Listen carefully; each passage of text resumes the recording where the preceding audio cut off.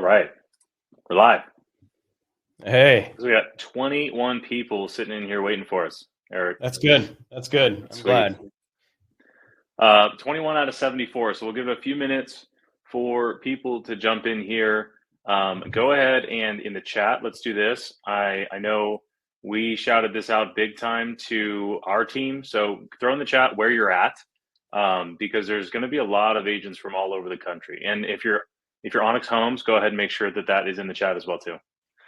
We're going to wait a couple of minutes to give some people some time to join here. So throw that stuff in the chat, and then I can't wait to get started. Eric, you've been hyping this thing up all week.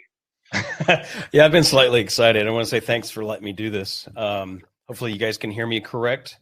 Let's see. There we go. Kara is in Fort Worth. I know Kara. She happens to be a broker in Fort Worth.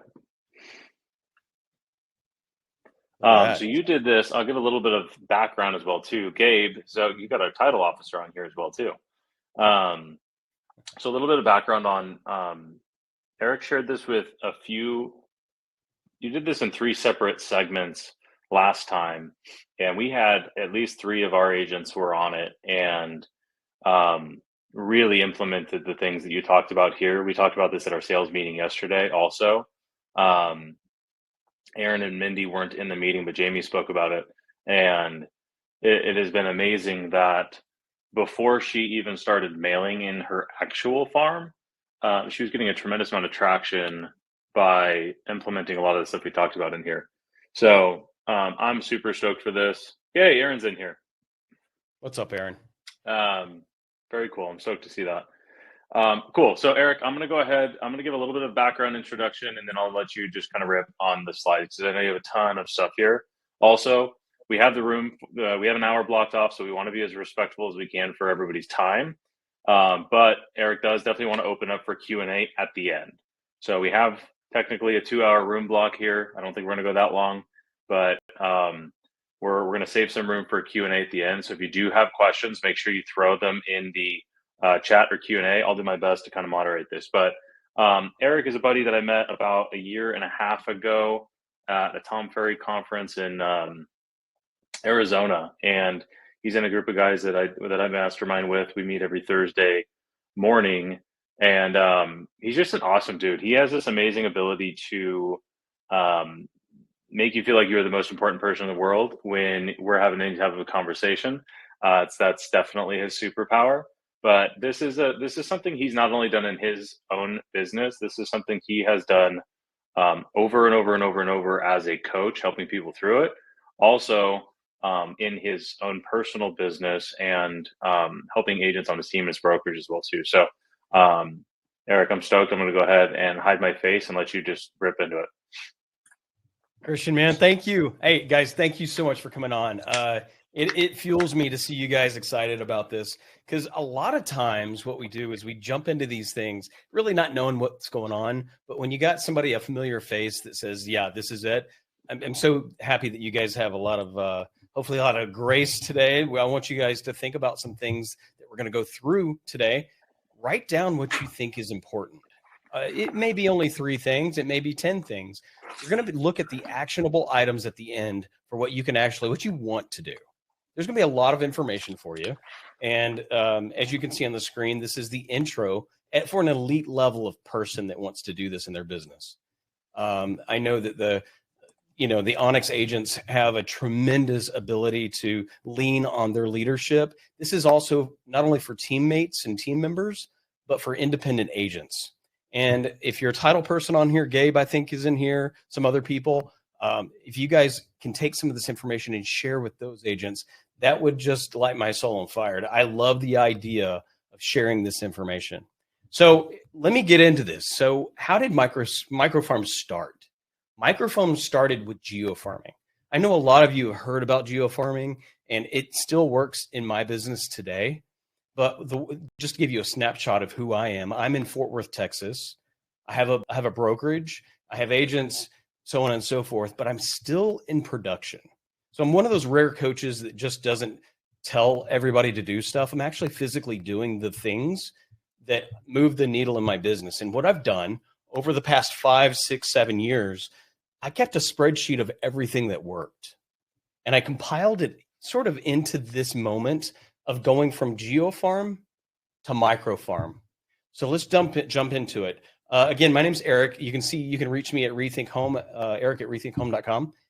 But at the end, I'm going to give you my contact information via QR code. All right, let's dive into it. There's a coach out there. His name is John Sheplack. He says, how can I share something with my audience, database, or clients that will impact their life or business? This quote he just released recently, and it just resonated with what we're about to talk about at such a great deep level. I want you to think about that. What is it that you can provide people that provides impact for them? I don't care if it's, if they're going to sell a house, if they have a business, you providing impact on people establishes trust and relationship. Because if we look at the Maslow's hierarchy of needs, at the top is, belonging. You want people to belong. People want to belong instinctively. So when you come in and provide impact to show that you care for others, it's going to explode your business. So I thought it was a great quote by John this week. Okay, so there's going to be 6 problems that we're going to address. Okay, 6 problems that I felt is really necessary for this crowd right here today in this market. So problem number 1. We've got a problem that says agents have an unhealthy relationship with paid leads. It doesn't matter if you have Zillow, Realtor, whatever. There is an unhealthy relationship with it in the sense that people lean on it way, way, way too hard. The way that you should distribute your business for what I coach is you should have pillars of your business. The solution for having an unhealthy relationship is we're going to learn today how to build a business using connections and knowledge. You having the connections, you having the knowledge base for these people is going to not steer you away from paid leads. It's just going to add to your business. I don't want you to stop Zillow tomorrow because you're going to MicroFarm. That's not the answer. You've got to diversify just like you would investing your money. Don't think for a second that Zillow didn't start my business. It did. I created a huge database with Zillow. But what I did is relationships inside of those database entries created my business today.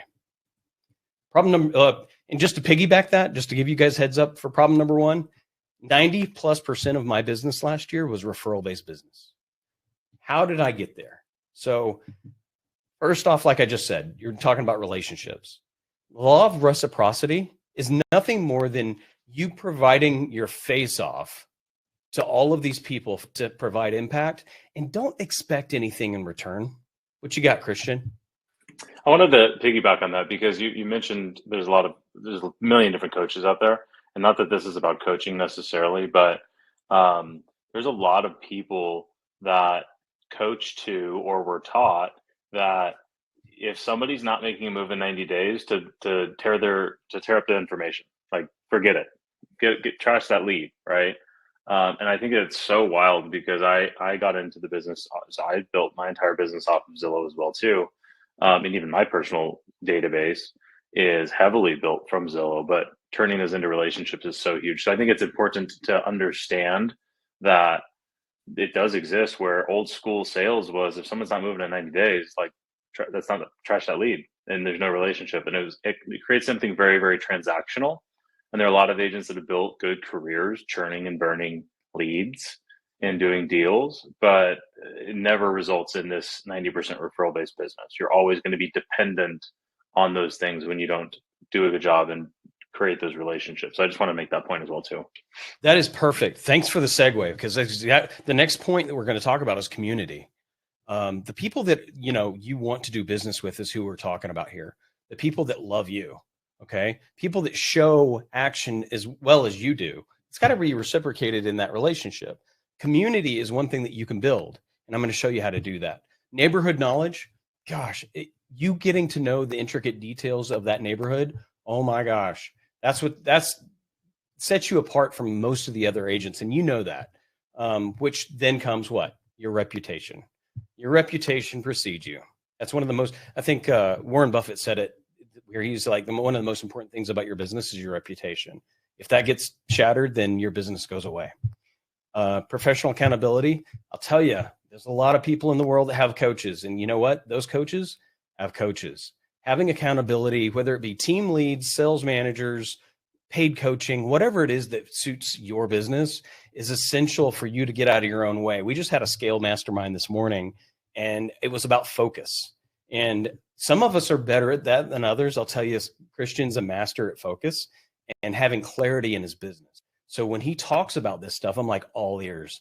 So understanding what accountability looks like in that. And then, of course, brand recognition. Brand recognition for your business is, again, what precedes you. You've got to have a brand, and it's not your logo.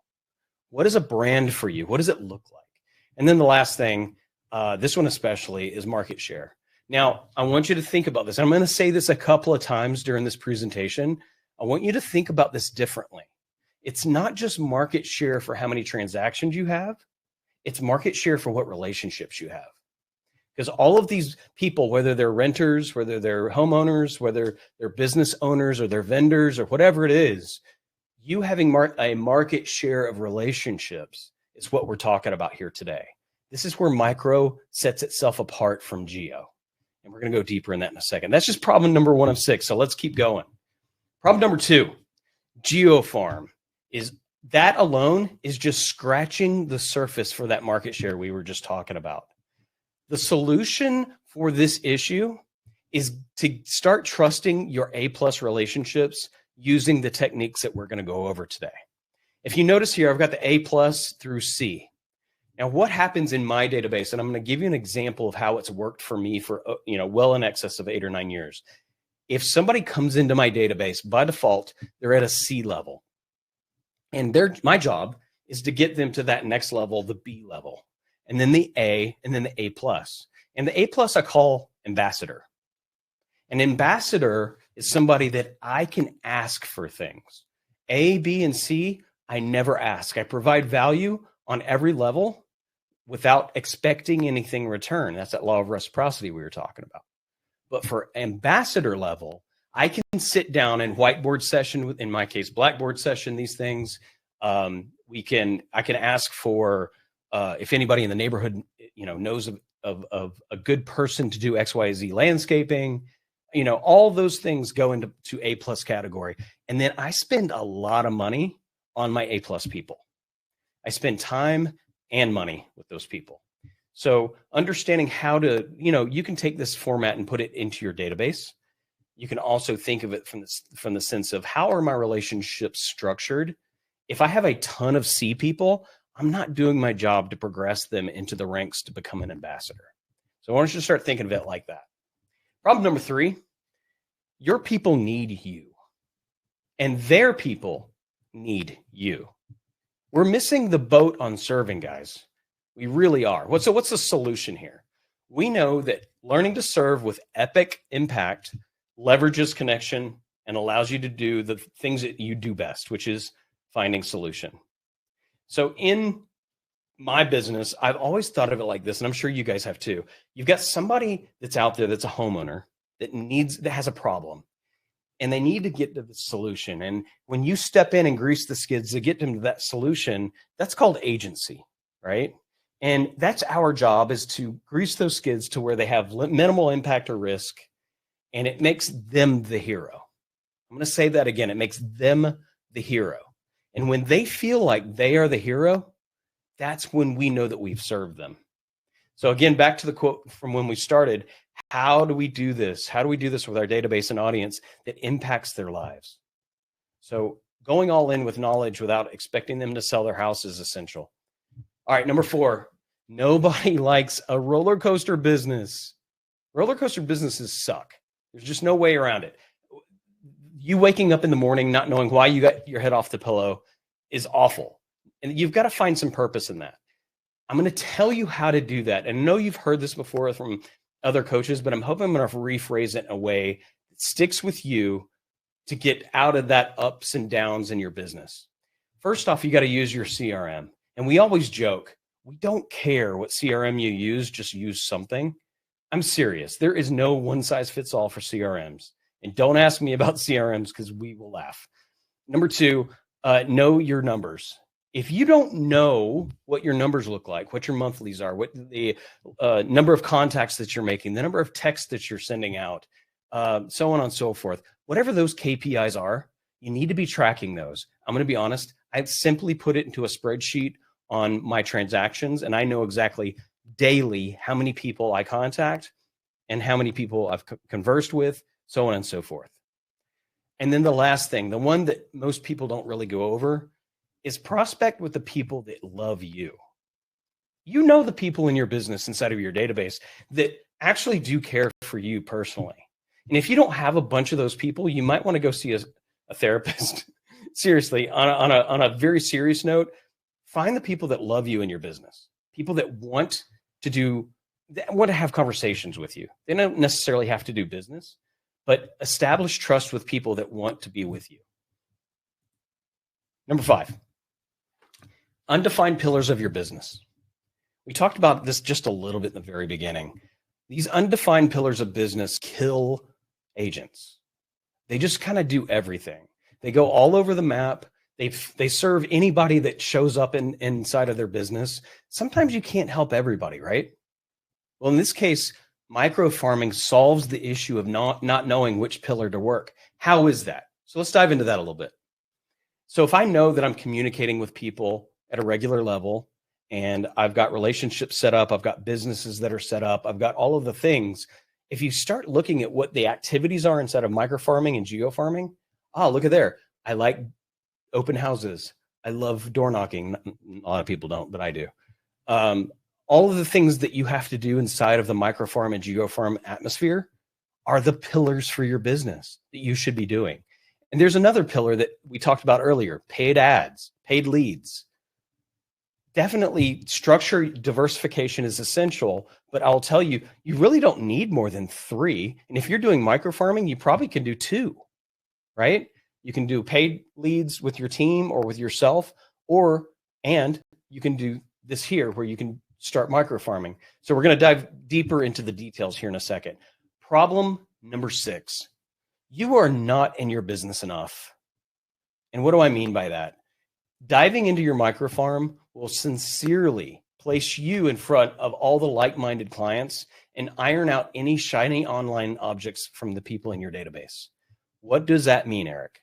Well, if you notice here on the logo, there's a mail logo or a website logo. If you haven't, listen to me on this one. If you haven't contacted your people in the past 3 months, the probability of them still being your client is almost 0. Because the amount of distractions that are online, they're constantly getting put on new subscription lists. They're getting hit up with Zillow ads and leads and all of the things that show up in front of them each and every day. And it distracts them from who? From you. Now, if you were in your business and you were establishing those connections at a much smaller, AKA micro level, guess what happens? You have more business from those people and less of a loss. Let's take, for example, you have 3,000 people in your database and you contact, on an automation level, all of them once a month on email.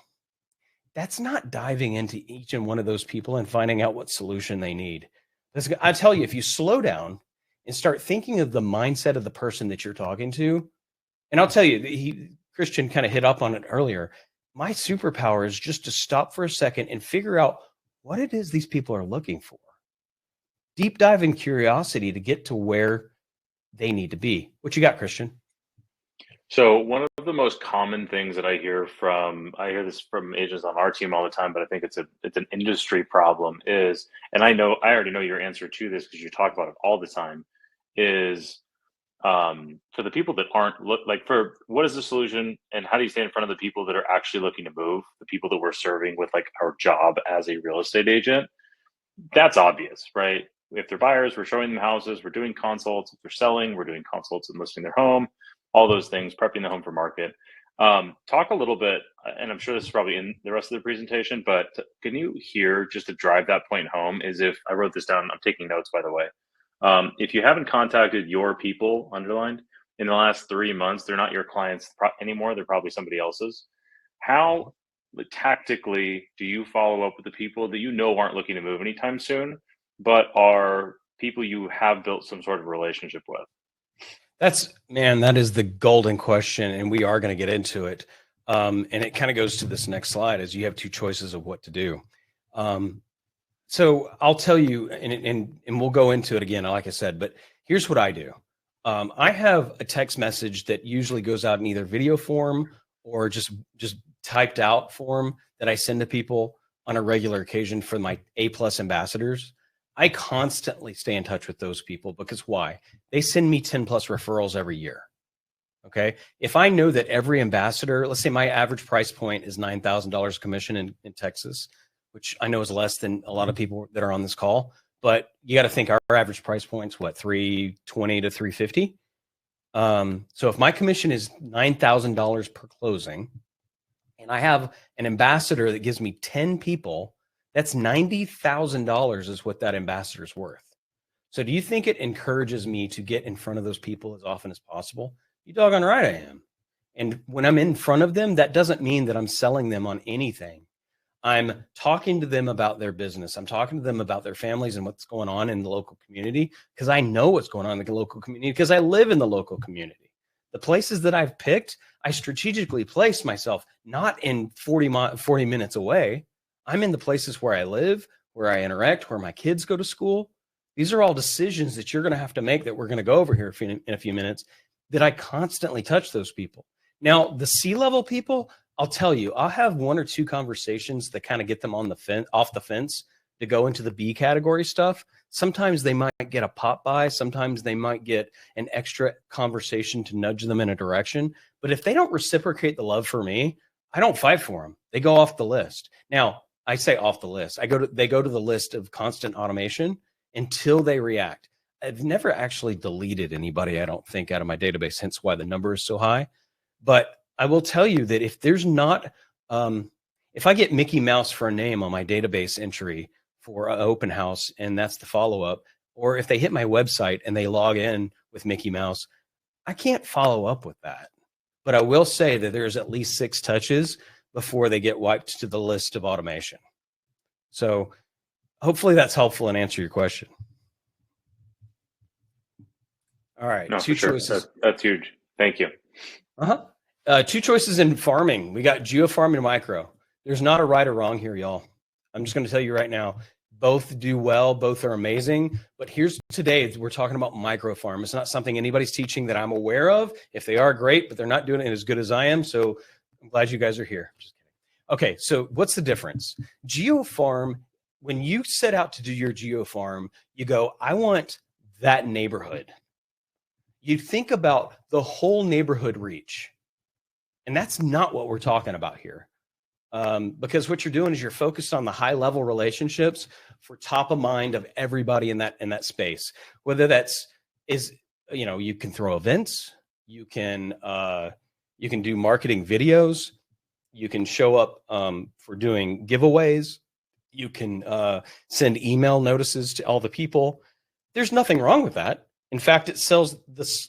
There's one neighborhood in particular that I did that I just GeoFarmed. I didn't MicroFarm, and I think I did 140 grand year before last in that one neighborhood. That's a lot of money.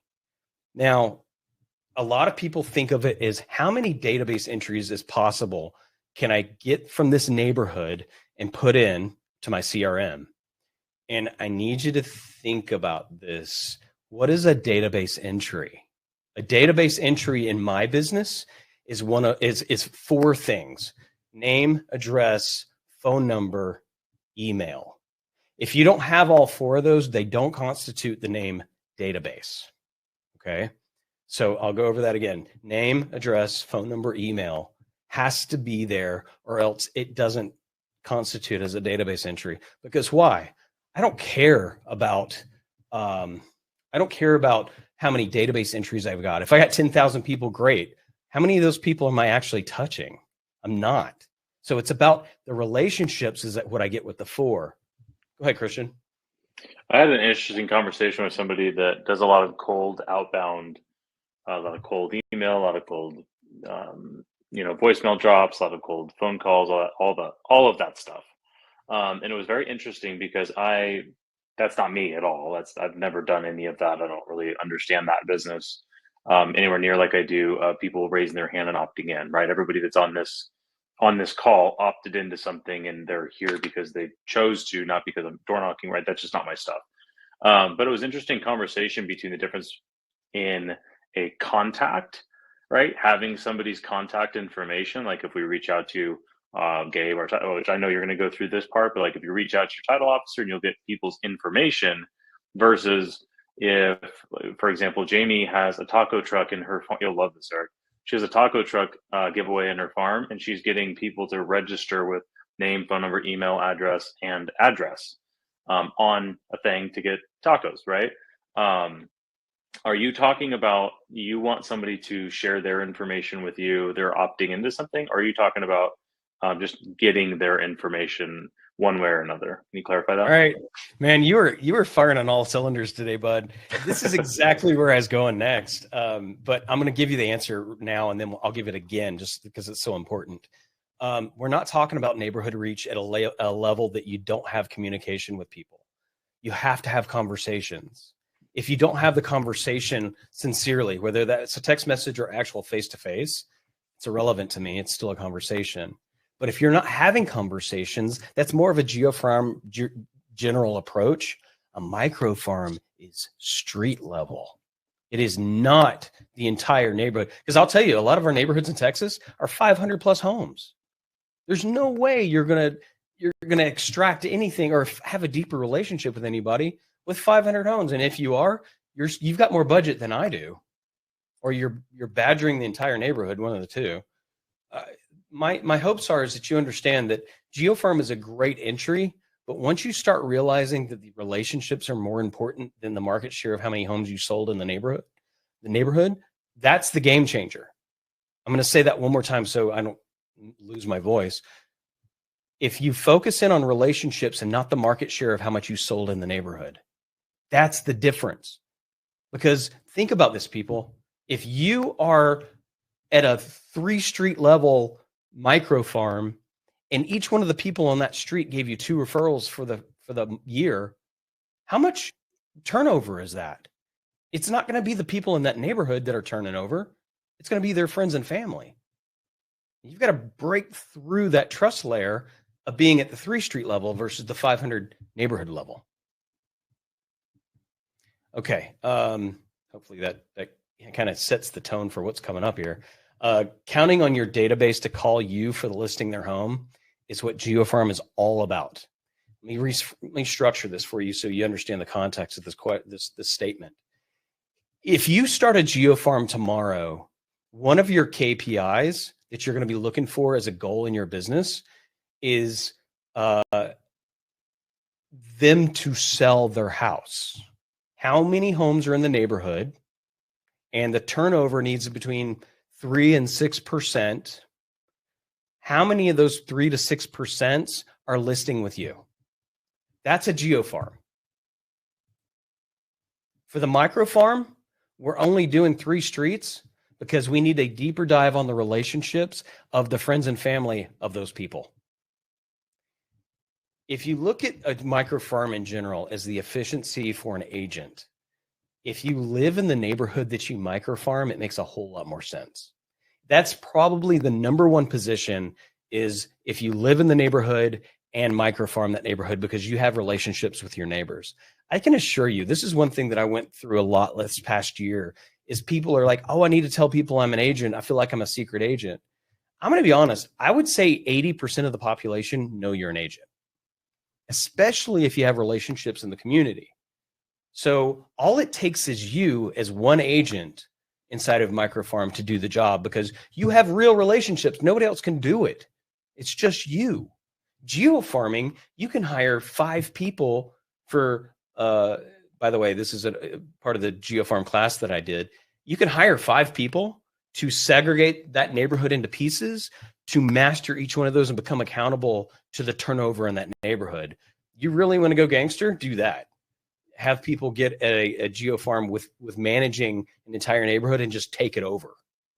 But MicroFarm is for that one agent. I'll tell you one leverage piece that has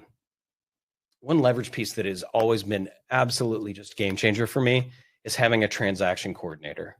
Sandra's my coordinator. She's been my coordinator for years. I courted her for years from another brokerage.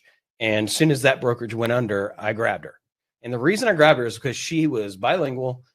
She had extensive contract knowledge and had no want of being an agent. And she does everything for my business. So I want you to think about this.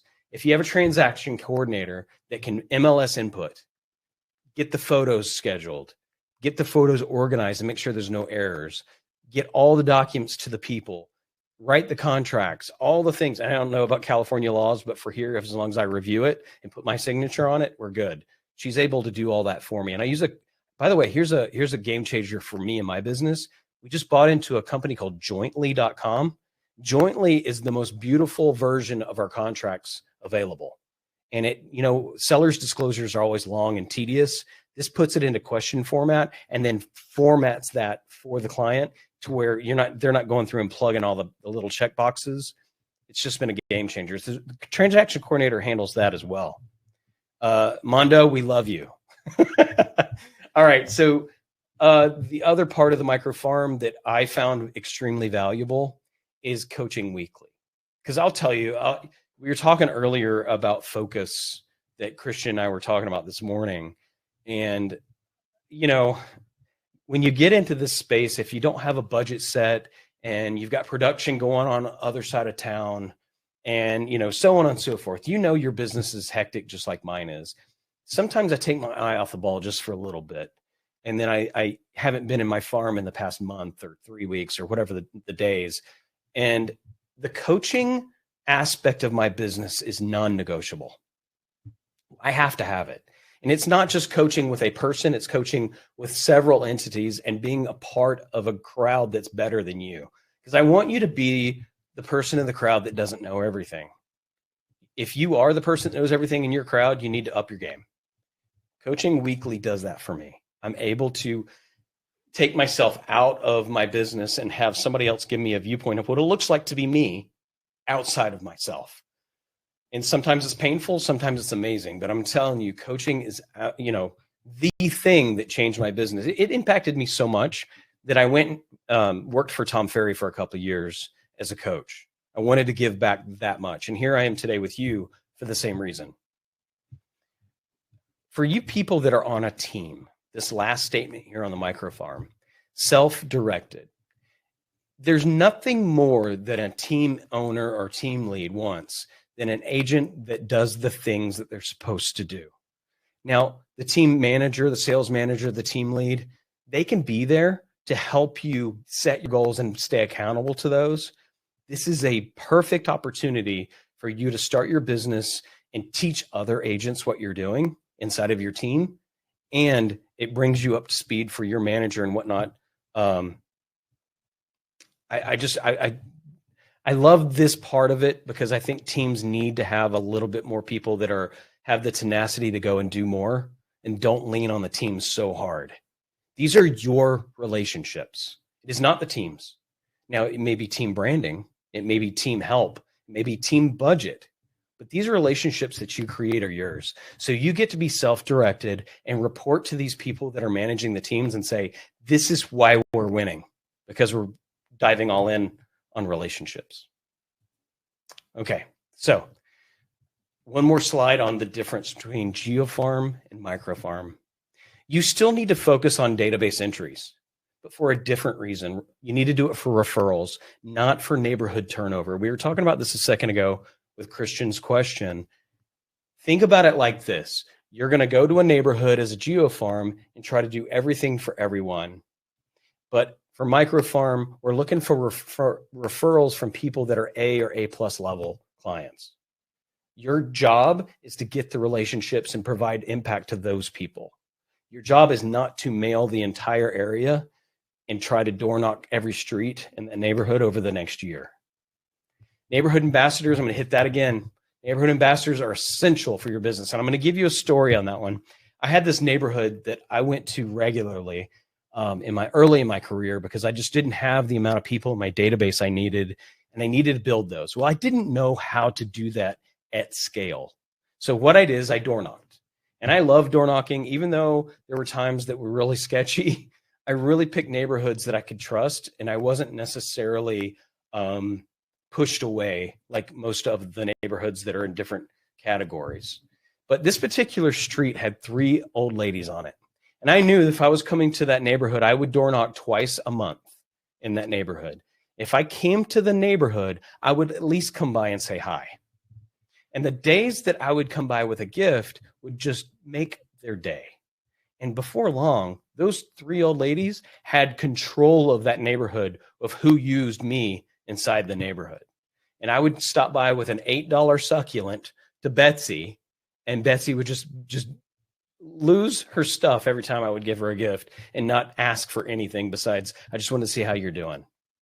That was the game changer for me to realize what relationships look like to leverage my business. And did I ever ask her for the business? No, because for the people that are ambassadors, I'm trying to build generational wealth for them. And if I honestly believe that they can rent out their house for a long-term gain, or if they have other pathways, I tell them about it. And it might be shooting yourself in the foot for the instant sale, but for the 5 and 6 and 7 referrals that I got from Betsy, it didn't matter. All right, so you support local businesses that support the neighborhood. Okay, this is a pull from GeoFarm, but I want you to think of it like this. Those relationships that you're getting, somebody either works for a business or owns the business. You need to figure out how to get more traffic in those businesses. You become the connector for somebody to leverage more business, and you will just write the blank check of how much you want. I'm being very serious. So we're going to go over a slide here in a second to show who I'm talking about, but keep that in the back of your brain of how important local businesses support you and your business. Okay, so we now know that we're not going to blanket the entire neighborhood. We know that social media is going to be set up, but not on the neighborhood level, at the street level. I want the friendly competition between streets to happen whenever you put out something of importance and you get an engagement rate on this street versus this street. Well, if this street wins, if A and B street compete and this B street wins, you throw a food truck party for that street. And it makes the other streets compete for the relationship you have. Obviously, you'll do one for the entire 3 streets that you have relationships with. But at some point, you definitely want to do that thing where you're, this street likes me better than you guys. I'm so sorry, guys. And when you door knock, you definitely tell them that. You want to gain traction for surrounding home sales due to the efforts that you're making. I'm going to say that very simply. The amount of effort that you put into this MicroFarm will gain you more traction for sales and market share just by default, because you are interacting at a level that nobody else is. And I can assure you that every neighbor that you have a good relationship with speaks highly of you. And Carly, that's what I'm doing per your advice. Oh, that's good. Jamie did that earlier. So it was good. Okay. So who are you serving? Who are the people you want to impact? Obviously, it's the friends and family of the people that are either your previous clients or the business owners or any of the people that are in your life. You want to serve those people and provide impact. I want you to think about local businesses in the way that you are gaining more business for them. And by the way, if you go to a local business and say, hey, I'm doing a mail out, can I put a coupon in for your business when I distribute it? You should definitely reconsider that activity. Don't do it, because what's going to happen is it'd be just like somebody from that local business coming to you saying, hey, I have a house to list, but I need a discount. And we know how much we hate that conversation, as do they. They don't want to provide discounts on their services. We want to provide them more traffic with what they're asking for, because they do the same. They provide impact for your community that you're serving. Agents. I want you to think about agents differently. I know you're not probably building a team. If you are, fantastic. But this is for the me and you agent, the agent, independent agents or team agents that look at other agents as competition. Stop doing that. Because if they're getting listings on the streets that you MicroFarm, you should be touting them. You should be like doing, on my last listing, I did a video of the houses that have signs in yards that are not my listings, and I promote those listings, and I make sure that I'm friends with them on Facebook and Instagram for so I can tag them on their listings to promote their listings. And it makes you look like the knowledge base for the neighborhood. Yes, you're going to put listed by so-and-so at the bottom, but you know who cares about that? Nobody. Because anybody that's looking for a house is looking at the house, not you. And as far as the agents go, they're appreciative. They want to know initially, what's the spin on this? What are you doing? But as soon as you establish relationship like you do your people, you become an advocate for the business. You become professional. That's what it comes down to. And then lastly, vendors. Think about this. Think about the people that are your home inspectors, your roofers, your home insurance advisors. All of these people, you're going to be building their businesses too. You've got to start thinking about what vendors look like as ambassadors, not just somebody that you throw over the fence to support your people, but you support them so they can be referring you more business as well. You're not going to expect it, but it happens. And I'll give you an example of that.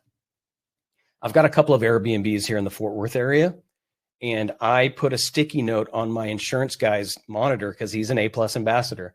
And I said, the next person that has a claim in, I want to get away from Airbnb and go to midterm leases.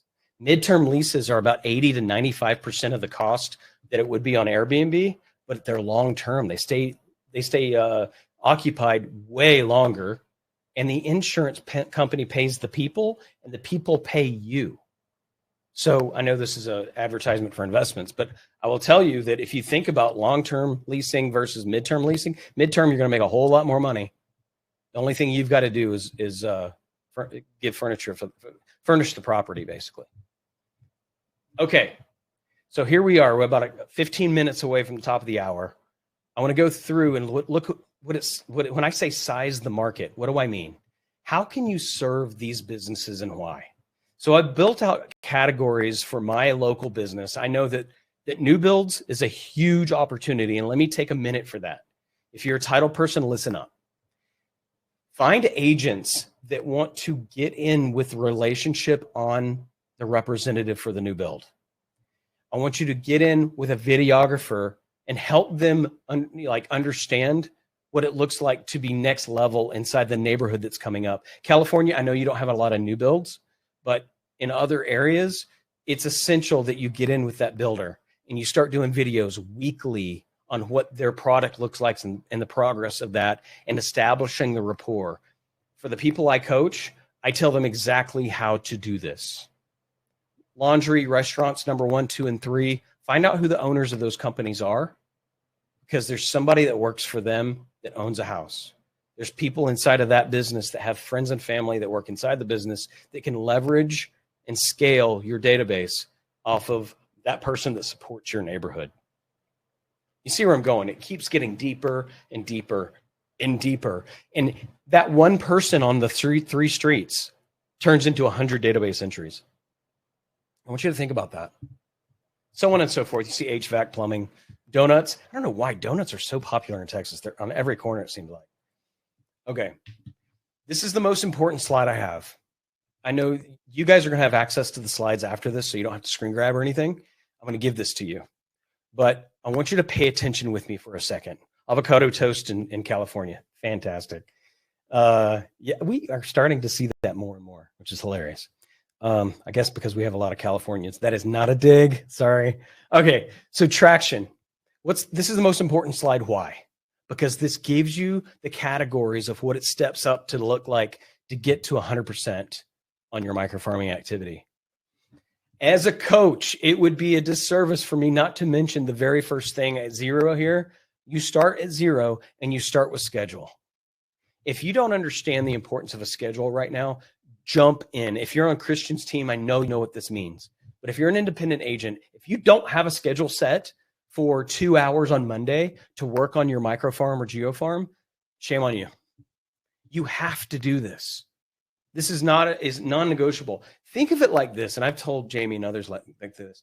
You are the doctor of your business. When you go to the doctor, do you just walk in and demand people to see you? No, you've got barriers for entry. You've got to get to the doctor's office, you open the door, you talk to the receptionist host, and then you wait in line for the next call back. You sit in the doctor's office for a while, you see the professional, they give you the prescription, and you leave. The same thing happens in your business as a real estate agent. You have to own the process. You can only own the process of you being the doctor of your business is if you have a schedule. So here's the thing. I'm going to give you coaching advice right out of the gate. If you don't have on your, hopefully Google Calendar, but if you have a paper calendar, fine. I'm not going to judge you.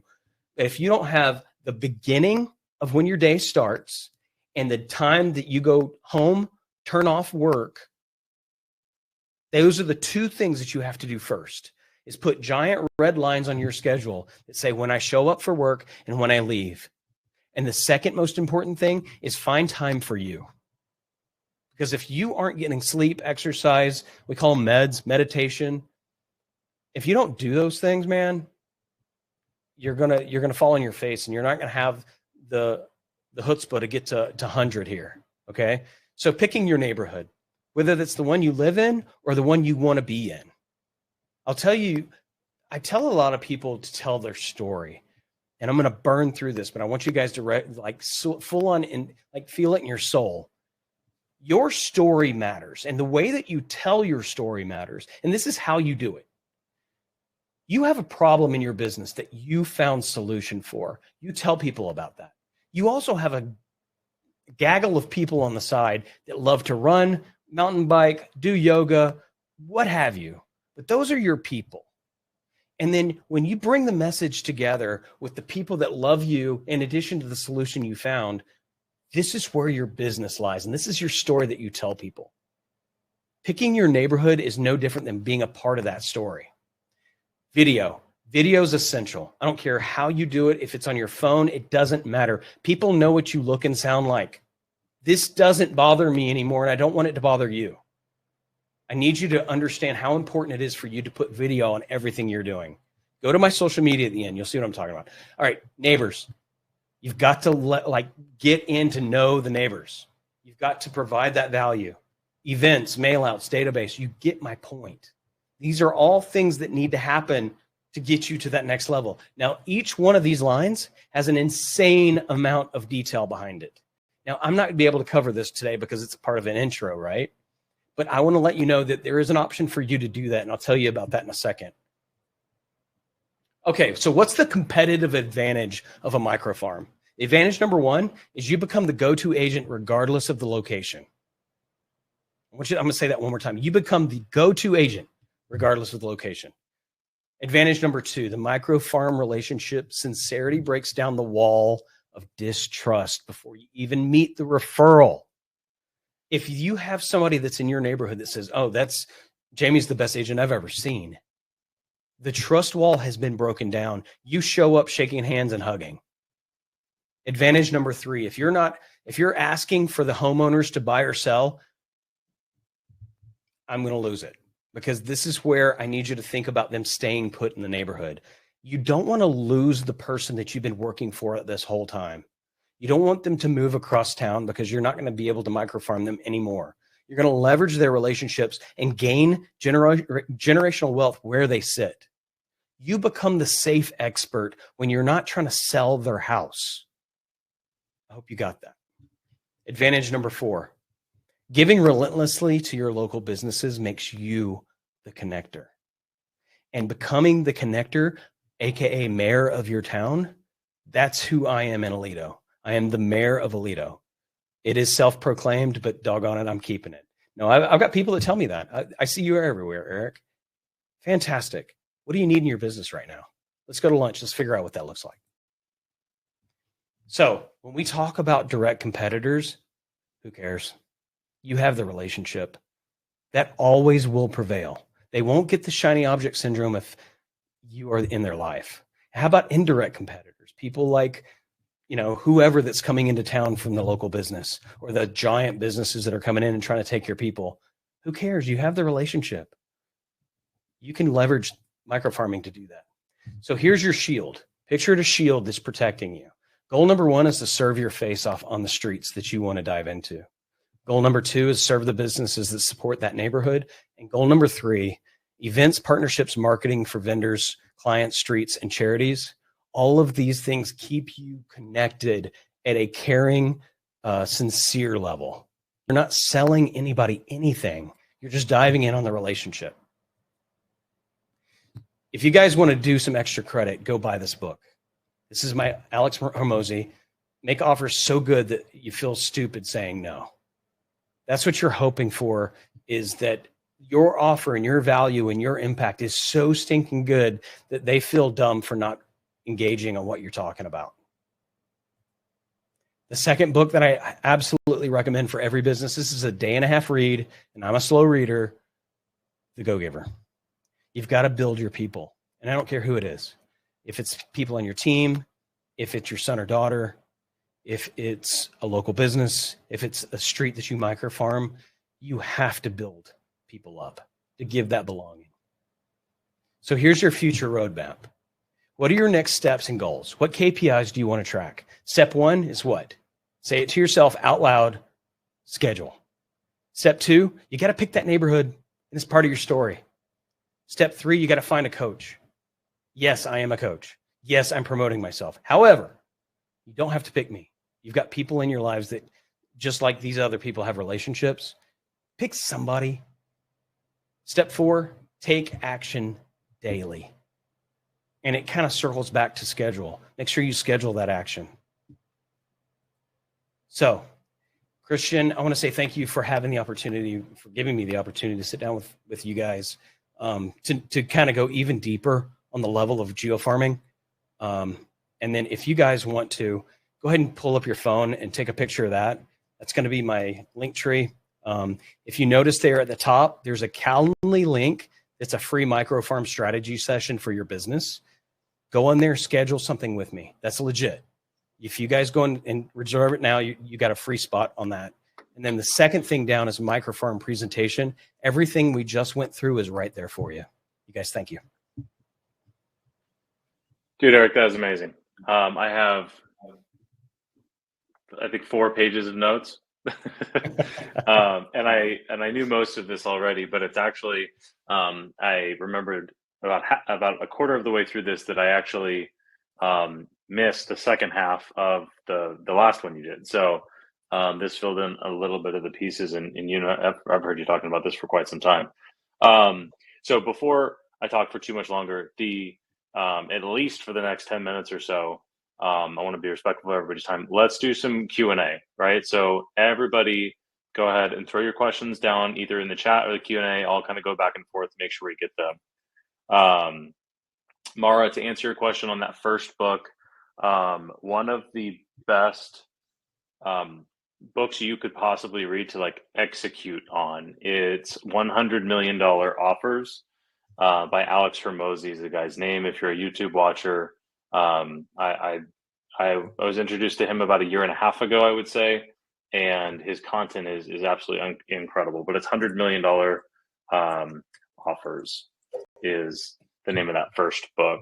So yeah, drop your questions in the chat. Let's kind of hear them. Obviously, direct them all towards Eric as much as possible. But I'm obviously happy to talk anything on my side as well. Yeah, there's Eric. Yeah, go ahead. I was going to ask, how long did it take you to put that presentation together? Because you knew that like crazy. I love you. I'm going to make you sick. It took me a day. Because I'm going to be honest, I have notes for years on this information, and I literally just highlighted all the things that I found at an entry level to say, what if I was starting this and I literally knew nothing about geofarming and I knew nothing about microfarming, especially, what would I need to know? And these are the things, and schedule being number one. And it's not about the market share of how many turnover homes. It's how many relationships you've got that are sincere that you're diving in with. And it makes my job so much easier because of my personality to have those relationships versus worrying about market share. Yeah, for sure. Looks like somebody dropped the link to the book in there as well too. Oh, thanks, Karen. Yeah, that's a good one. Yeah, I mean, shoot, any questions in here? I'm happy to hang around for a few more minutes. Eric, you have any other thoughts as well too? If you answered Well, everybody's question, you know what? Let me ask you a question. Actually, I'll be selfish here for a minute. yeah. Um, when you went over problem two, which was your geo farm alone is just scratching the surface of the market, um, you said you're A plus A, B, C, and you said that at a certain level, you will only ask for anything in return. What can you explain those levels again? So yeah, let me go back to that slide real quick. And your A plus was your ambassadors. Right. Here, I'm going to start the slide, but I'm going to go backwards. All right. Hopefully this will jog somebody's memory too if they need questions. Let's see. Oh, it's going so slow. Okay, so think of it as categories for your database. If you go to your CRM right now and you were to just go through tomorrow and plug through an A, B, or a C next to the people that you think that's where they fall. The category for C for me is just entry. There's no expectation inside of C level. If you're blatantly not for me, if I see some fruit of the spirit, if you will, that is not going to resonate with my soul, they go away. I literally delete those. But if it's a C level that just haven't shown initiative in the relationship, they stay at C level. Now, B level is somebody that has shown up to the website, has responded to a text, has maybe even dove in with the automatic, or not the automatic, but the text I send out for the lender if they're a buyer. Because if a lead hits my database from the front end of my website, then I automatically have something queued up on text that says, have you talked to my lender? This is a good time to lean on us for information for the process. Here's his information. Feel free to start the application, and he could have a, whatever conversation. Those are B level people. And then A level people is people that are either looking for houses or have shown, I mean, be honest with you, there's some past clients that fall in the A category and not the A plus, because here's what's the difference between A and A plus. A plus refers you. A plus refers your business. So I would say by default, every past client you have goes to the A category. And if they start referring you business or showing action of, hey, you might want to talk to so-and-so, they're thinking about selling, get them into the A category and start spending time and money on them. So you're taking the A people and trying to see if they're interested in being elevated up to that A plus by referring you business. If they start showing, hey, there's a relationship here, then you'll drip on love them more to see if they kind of raise their hand to be an A plus. Yeah, exactly. And I'll tell you this is really interesting. So for me, it is. I wanted to make my business more efficient because door knocking is probably the most inefficient thing you can do, right? In order for me to make my business efficient, I had to figure out ways to pull the levers to where I got business and didn't have to work so hard. And that's where the ambassador idea came from, is go all in for helping, further that relationship so they can tell people as they come up. And it doesn't have to be me buying $12,000 a month in leads. It doesn't mean I have to be door knocking a neighborhood or spending $5,000 on mail outs every month. These are all, like, I hate to say it this way, but I haven't paid for leads in forever. You don't need to. No, not like that. But I mean, there's a lot of effort in that, right? Well, that's what I mean. What I meant by that is how many you don't need to pay for leads, but like how many referrals would you say on average you get per year? Like, oh God, yeah, it's insane. I mean, right? I got three last week. And you're going to convert a referral. I mean, this is not you. This is just everybody. I hope is you're going to convert a referral 4, 5, 6 times higher than you are the highest quality online leads. It was worth the price of admittance right there. Right there, what he just said. That's exactly right. Let's see, we have a question. Does he do digital farming of the neighborhood? And does he do a newsletter for us? Thank you so much, Trisha, for asking that question. Oh, I just called you out and you made it private. My bad. They ask if you do a newsletter for your farm, but they also ask if you do digital farming. Okay. So I have room for improvement there. I hang out with people like Christian Stubbs that help me with that. Honestly, God, this is going to sound so arrogant, but I don't mean it like this. I'm going to say it. I have such good relationships that I don't need to do that. I can literally go all in on when I'm going to my appointment. This is so crazy. Yesterday I'm driving to my appointment and I make 3 phone calls to my past clients, and that's all I got to do. And and to be honest, I've got so many other irons in the fires that I can't handle, 20 transactions in a month. I can't do that. So, my hopes are great problem to have. Right. That's what I was saying earlier. I was like, I don't want to be shown arrogant, but dang, I would have killed to be in this position 9 years ago. When I got into this business from engineering, like, guys, I was a full-on engineer, and and to be honest, I was a little bit more social than the average engineer, but coming into this space was so relieving for me because I got to do things I enjoy doing. And still today, I'm still doing that with you guys. And part of too, Eric, you kind of touched on it, but I think this is important for really anybody that's in here, whether you're on a team, whether you're on our team, whether you're solo, growing, whatever, is Eric crushes as an agent. He's an amazing agent. He's an incredible coach as well too. And he just said it. He's like, I've got plenty of room for improvement, right? There's things that we do well in our business that Eric doesn't do, and vice versa. Like this whole thing is not something I've ever personally done myself, and I've done a terrible job of. And if I would have had this 4 years ago in my career when I was first starting, I'm like, as you were talking, Eric, I was thinking about my team probably has heard this, but I knocked on 6 doors in my career, and I was like, F this. There's not a chance in the world I'm doing this anymore. And of the 6 doors and that's knocked on, not even answered. Of the 6 doors I knocked on, 3 people answered. And I never talked to the people again after having 25, 30-minute conversations after being invited into their house. Like, how stupid, how many referrals could I have got from, Betty, who invited me in, had me, gave me pie when I was like my second day on the job because somebody told me to go door knocking and I just didn't know what to do.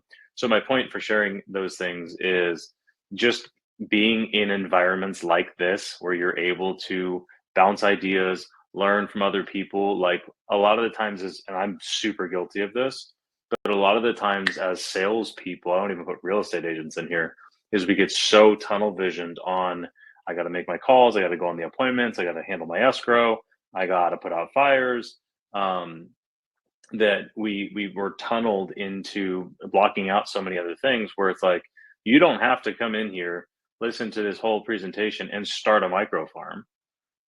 For me, the biggest thing I would personally take away is relationships. Number one thing. So that's one of the biggest things, just having the open mind, having the open idea to just taking in, hey, this works really, really well for Eric, and take as many pieces as you want to plug them into your business. And then is the accountability of like, hey, kind of raising your hand, and whether this is with a friend or in a group or a community, whatever, and being like, hey, I'm doing this. Does anybody else want to do it with me? And then having that kind of group or individual accountability makes an enormous difference as well too. For everybody that's thinking that this is hard, it's not. It's not. I don't care what personality type, whatever disc profile you are, you're going to find your people. And all it takes is you starting to communicate to people what value and impact looks like. And I'm really summing it up here for you. It's not hard to do this. And it's not in the minutia, and it's not, you literally can start with a friend in a neighborhood and saying, you know what, the next event that you guys have at your place, if you invite 3 people over, invite me with you. I'll provide all the wine and cheese you want. I just want to have relationships in that neighborhood. And that's your start. And if you resonate with those people, here's what's better. If you don't resonate with those people, you've done yourself a favor of not microfarming or geofarming the wrong neighborhood. So just understand that these are all A/B tests until you sort of fit in with a group that does your yoga. Erin, if she's still on this call, oh my gosh, Erin has done such a great job at this. She has a video series with her yoga people. on the beach, and she's done a couple of them. And I'm telling you what, like, I'm so proud of her for doing what she's doing. She's found the niche of the things that she loves. And I think even she helped the business owner survive with people that comes to her business. Kiki, I think Kiki was her name. How do I know that? I don't even know where my keys are right now. Kiki is now going to survive as a business owner because of Aaron's efforts. Do you think there's anybody on the planet that Kiki loves more than Aaron? No.